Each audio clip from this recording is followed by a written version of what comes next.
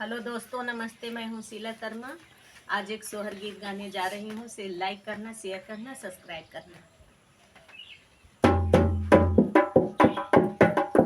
लालन का रंग गोरा हमार पिया, लालन का रंग गोरा हमार पिया।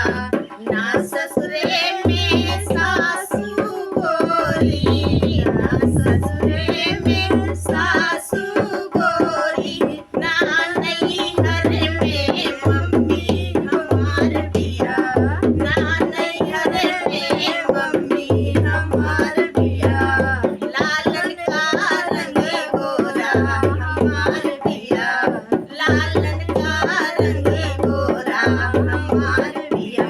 ना ससुरे में देवरू गोरे, ना ससुरे में देवरू